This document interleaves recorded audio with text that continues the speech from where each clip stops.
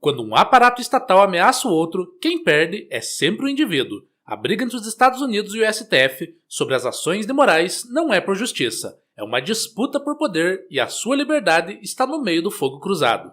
Este é o Visão Libertária, sua fonte de informações descentralizadas distribuídas. Ajude a propagar as ideias de liberdade. Deixe o seu like e compartilhe com seus amigos. Um artigo seu pode virar vídeo aqui também, sabia? Este artigo foi sugerido por Alexandre Chuparov III, escrito por Altieres, o último herói da Terra, revisado por Libertos e narrado por Gordinho Caipira.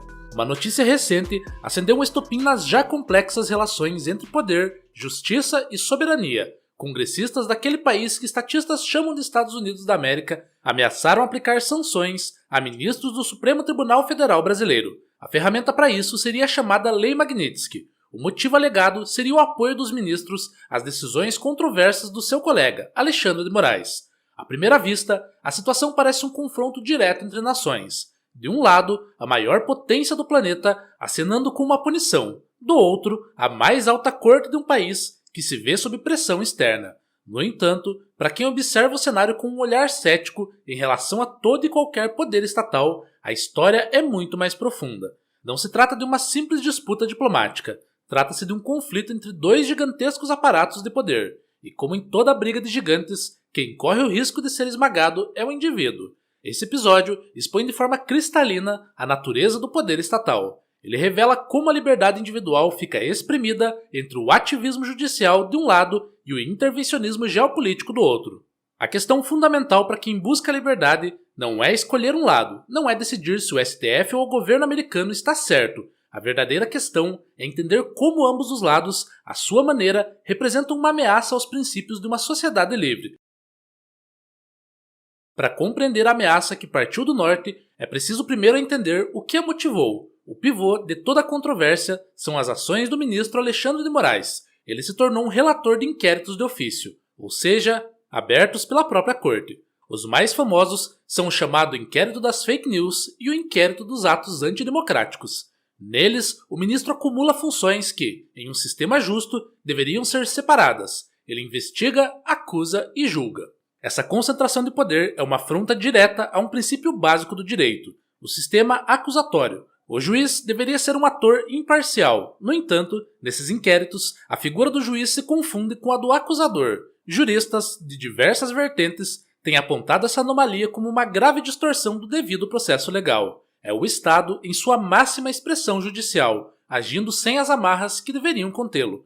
As decisões tomadas dentro desse inquérito também são alvo de pesadas críticas. Vimos a censura prévia imposta a veículos de imprensa e a suspensão de perfis em redes sociais de cidadãos comuns e até de parlamentares eleitos. A liberdade de expressão, pilar de qualquer sociedade que se pretenda aberta, foi relativizada em nome de um suposto combate a notícias falsas e ataques à democracia. O problema é quem define o que é falso ou o que é um ataque.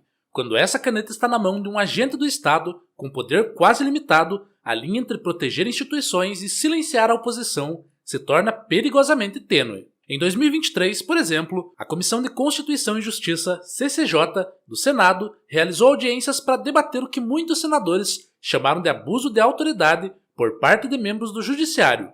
As críticas não eram veladas. Falava-se abertamente sobre a necessidade de reestabelecer os limites constitucionais da atuação dos tribunais superiores. Parlamentares apontaram que os inquéritos de Moraes se arrastam há anos sem prazo para acabar, deixando os investigados em um limbo jurídico permanente. Portanto, o que vemos no Brasil é um poder, o judiciário, expandindo suas próprias fronteiras. Ele avança sobre as tributações de outros poderes e, mais grave, sobre os direitos e garantias fundamentais dos indivíduos. A justificativa é sempre nobre, a defesa da democracia, mas na prática o resultado é a concentração de poder e a insegurança jurídica. É a demonstração de que quando um aparato estatal não possui freios externos e internos eficazes, sua tendência natural é crescer e consumir as liberdades ao seu redor.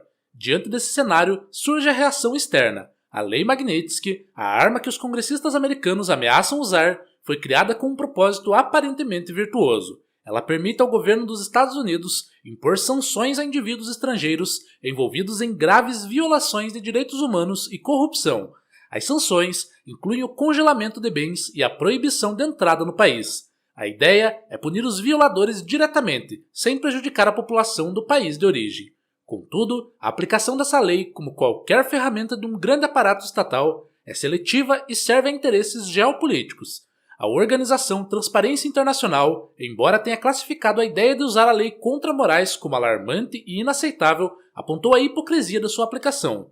O governo dos Estados Unidos, por exemplo, já hesitou em aplicar sanções a autoridades de países como Hungria e El Salvador, mesmo com evidências de retrocessos democráticos. A decisão de quem sancionar e quando sancionar não segue um critério puramente técnico de violação de direitos. Ela é, acima de tudo, uma decisão política. A perspectiva libertária sobre sanções econômicas é bastante clara. Como aponta o Instituto Mises, sanções são uma forma de intervenção estatal que raramente funciona. Elas dificilmente dobram os regimes que pretendem punir. Em vez disso, servem para fortalecer os tiranos que usam a agressão externa para criar um sentimento nacionalista e culpar o inimigo estrangeiro pelos problemas internos.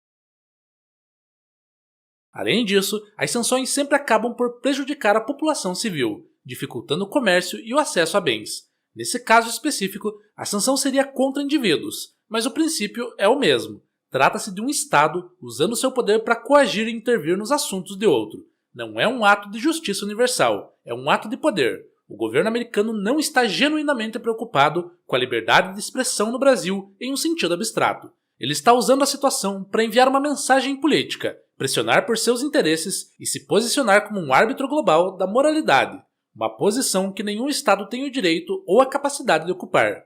A ameaça de sanção, portanto, não representa a chegada da cavalaria para salvar a liberdade no Brasil. Ela representa a interferência de um monopólio da força sobre o outro. É a troca de um problema por outro. Aceitar essa intervenção como legítima é validar a ideia de que um Estado poderoso tem o direito de policiar o mundo. É abrir mão da soberania não em favor do indivíduo, mas em favor de um poder estatal ainda maior e mais distante.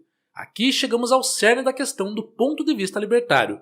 O debate público tende a criar uma falsa dicotomia. De um lado, estão os que defendem o STF, afirmando que a ameaça externa é um ataque à soberania nacional. Soberania! Soberania! E que as ações de Moraes são um mal necessário para salvar a democracia.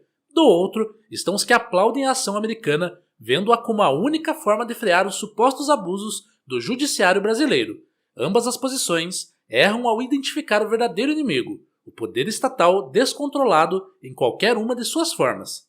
Não há um lado bom nessa briga. Apoiar o ativismo judicial do STF em nome da soberania é defender que um aparato estatal doméstico tenha carta branca para atropelar direitos individuais. É aceitar a censura, o desrespeito ao devido processo legal e a concentração de poder, desde que seja feita por nossos agentes estatais. É uma visão perigosamente nacionalista que coloca a entidade Estado acima do indivíduo. Por outro lado, torcer pela intervenção estrangeira é cair na ilusão de que um Estado pode ser um guardião benevolente da liberdade. É ignorar que a mesma mão que hoje ameaça sancionar um ministro brasileiro é a mão que trava guerras e impõe embargos que matam inocentes de fome. É entregar a chave da nossa casa a um vizinho poderoso, na esperança de que ele ponha ordem nas coisas, sem perceber que ele agora pode entrar quando quiser.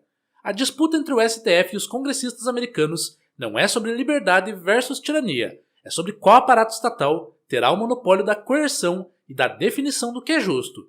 Para o cidadão comum, o resultado de qualquer vitória é o mesmo. Sua vida, sua propriedade e sua liberdade continuarão sob o controle de um poder que não é seu. A briga é pelo controle do chicote, não para aboli-lo. O que esse episódio nos ensina de forma categórica é que a solução para excessos no poder nunca é mais poder. A resposta para um judiciário que ultrapassa suas funções não é a intervenção de um governo estrangeiro.